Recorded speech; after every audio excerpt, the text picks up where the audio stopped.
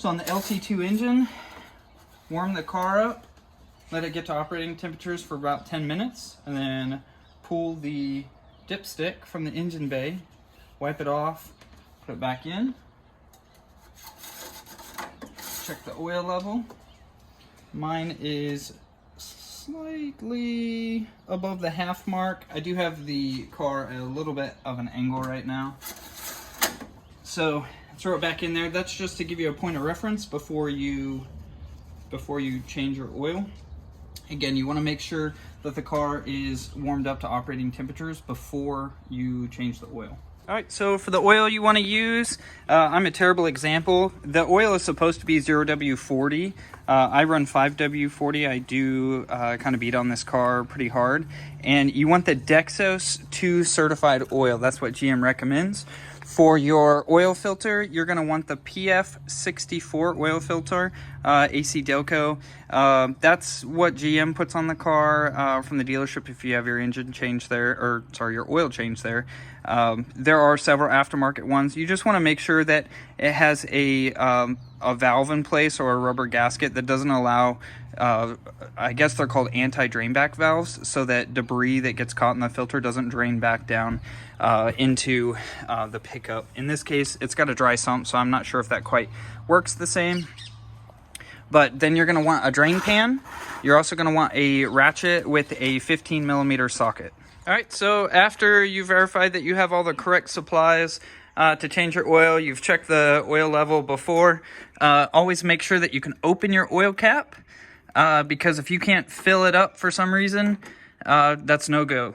You know, it's better to have fluid in there and figure out getting your oil cap off later. This vehicle is fairly new. You don't really have to worry about that. That's more of an old car thing. But then you want to lift up the car. If you have the jack pucks underneath your C8 and you've already installed them, that's great. You can lift the car up that way, put it on jack stands, or you can reverse the car up on top of ramps. My preferred method is to just lift the rear of the car on both sides, put some safety measures in place, and change it that way. It's actually very quick and pretty easy to change the oil on this, much like changing the oil on the front of a C7. You just kind of lift it up, and I will show you the cutouts in the underpan where you drop the oil filter and the drain plug from. All right, so when you climb underneath the back of the C8, you have a cutout in the aluminum pan here for your oil filter. That's your blue AC Delco oil filter. And then just in front of that, you have a plastic air panel here, or I wouldn't really call it a skid panel, but there's a 15mm drain bolt with a Torx head in the center, and I guess that's in case you round it out. You have options. So you want to go ahead and get your drain pan ready. All right, so then you want to throw your 15mm ratchet on there. Notice I don't have an extension. You want to break it free. It should be pretty simple, pretty easy. And then this bolt is actually kind of long, surprisingly long, and there is a O-ring on it. And you want to make sure that O-ring doesn't get damaged. I'm going to pull this over just a little bit. I let the bolt fall down in there because I notice when I try and catch the bolt, it just sprays fluid everywhere. By fluid, I mean engine oil. So just let it fall down in there. And because you let your C8 warm up, that engine oil is going to be kind of warm. So just be careful that you don't burn yourself. I wear nitrile gloves when I do this. That oil is pretty dark. It smells fine, but I will say for roughly 1,800 miles, it's a bit darker than I would prefer. So this is the drain plug for the C8 Corvette, and if you notice, there's a blue O-ring on the very top of the bolt. So you want to make sure that this is clean, free of debris. It's nice and lubricated for when it goes back in. You can just take a little dab of your fresh oil and make sure it's lubricated there. So then at the back side of the bolt, there is a rubber washer. You want to make sure that's also clean, free of debris and tears, because that is going to seal to the bottom of the sump. So once you've verified that your bolt is nice and clean, that there's no tears in either of the O-ring or the rubber washer, you can go ahead and put that back in. Tighten it hand tight into your oil pan. I'll put the torque specs on the screen, but I just kind of do it hand tight. I'm very, very paranoid about over tightening oil pan bolts. I've seen a number of them stripped and a lot of leaks and oil pan replacements in the past because of it. This bolt back in, and I haven't completely tightened it yet. Something the other guys won't tell you that I will tell you is that O-ring that's at the top of that bolt, if you haven't let it drain all the way to either a slow drip or just no drip at all, as you put that bolt back in there, oil will still flow past that O-ring and it will run down this bolt. It will get all over your tools, all over your hands. It'll get all over the inside of this under tray right here. So it's important, if you don't want to make a mess, to let it go to a slow drip and just save yourself the trouble. Let it completely drain, and it's going to take 10 or 15 minutes, but it'll be worth your time. Otherwise, you're just cleaning everything 10 times as you change the oil on this car. So the only complaint I have about changing the oil on this is a lot of vehicles, the drain pan or the drain plug and the oil filter are close enough together that you can put a drain pan beneath both of them at the same time, and you can pull the drain pan or the drain plug and the oil filter and let both of them kind of drain before you pull the oil filter off. And then once the oil filter's off, in this case the C8, you would have to have a really, really large drain pan. So you can use a oil filter cap tool if you want to remove this oil filter. If you're lucky, you can remove it by hand, especially if you've done it yourself. Something that's kind of never failed me is a set of channel locks. So I will get them pretty close to the size. And I don't use these to pull the oil filter completely off. I only use them to break it loose. Let's see. Trying to get it at just the right size and get a flat edge. And then I squeeze it a little bit and then I'll rotate.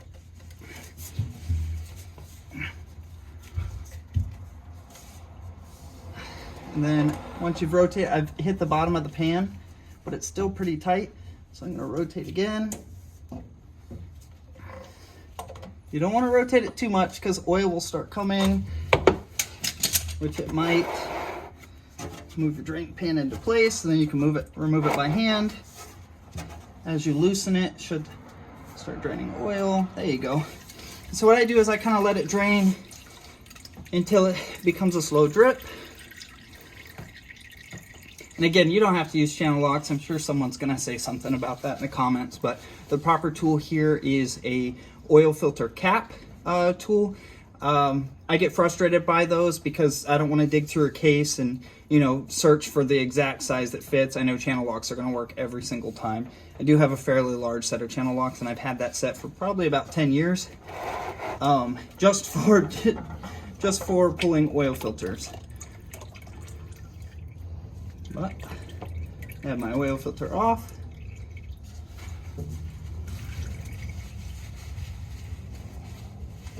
I'm letting it drain. I'm going to move this out of the way. So I always use blue shop towels after it's done draining, and I clean the mating surface for the oil filter.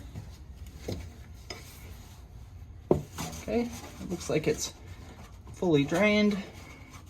I clean the surface, inspect for debris.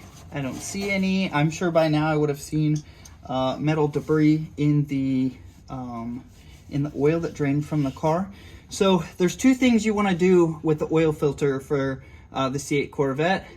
You want to lubricate the O-ring on top of the oil filter, and that's just so that over time it doesn't dry out and crack and cause leaks, and then so that it has a nice lubricated surface for as you tighten it, so that it can slide a little bit and it won't tear. All right, so with any oil filter that hangs upside down like this, it's completely dry when you install it. So what you actually want to do is something called priming, and you want to fill the oil filter up full of oil. And don't go too quick, because what it's gonna do is the filter material in there will slowly soak up that oil that you've just put in it. So I've poured it in there and it's already down to about the halfway mark inside there as that filter material absorbs the oil. So this is really, really good for the car when you first start it up again after doing that oil change, to make sure that there's no drop in oil pressure from it trying to fill this filter back up. We're gonna fill it up to almost the rim again. And see it squeezing all that air out of there, and hopefully that filter material is absorbing it. We're already almost down to that 3/4 mark inside that filter again. Now, I will fill it up like that about twice to make sure it's good. But if you fill it up to the rim and then you go to install it on the car, you'll make a big mess. So I'm gonna just top it off just slightly. Give it as much lubrication on that start again as possible.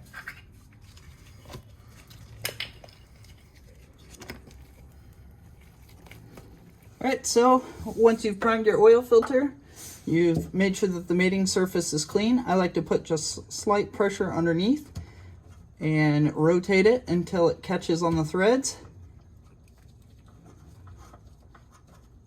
And then now this one has caught. So I'm going to rotate it until it feels kind of snug. Strain pan out of the way.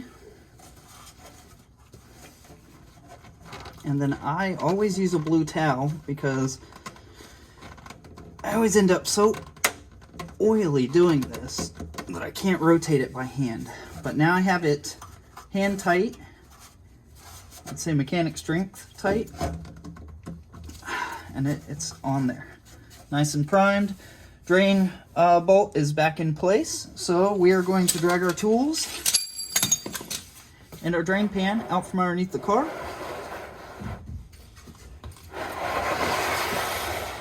Alright, so this is our drain pan. This is the oil that came out of our C8. And what I like to do is I like to take a magnet.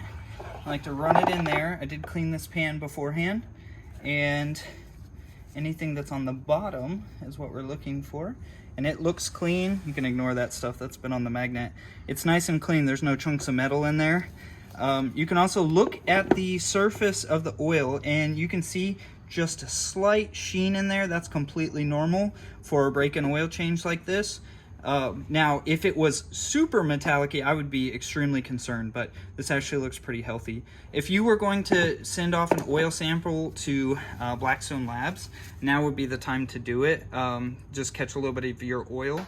All right, so the C8 Corvette requires 7.5 quarts of oil. If you're like me and you order European oil, like Modal comes in liters.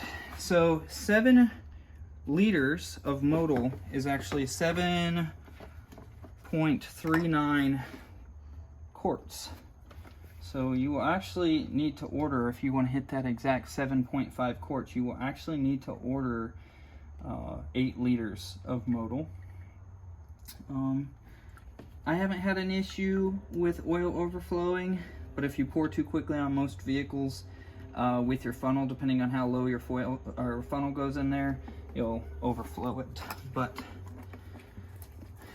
I should add that Modal has these nice, when you open their bottles, they have these nice little pour spouts on them. You pull them out like that, and then you can open it. I've already pulled the seal from the inside on these, but they're very easy. If for some reason you don't have a funnel, it's way easier to pour from these. I always recommend a funnel just because of the location of the engine on this car and how hard it would be to actually clean off any oil that you spill. So same thing with the bottom. There's so many underpans on this car. Not many things will get wet when you drive it in the rain, or even like spraying water up underneath the engine is very, very difficult. Pulling those underpans, if you haven't had to pull them off for any reason, is also very time consuming. So I would highly, highly, highly recommend taking your time, being very careful when adding oil to your vehicle, just to avoid long-term heartache later or smells from oil spills. As anywhere oil will get warm, it will smell. So I am currently adding 7.39 quarts. GM requires 7.5 quarts, so I will have to top it off. And I definitely have more oil, I just only prepared 7 liters.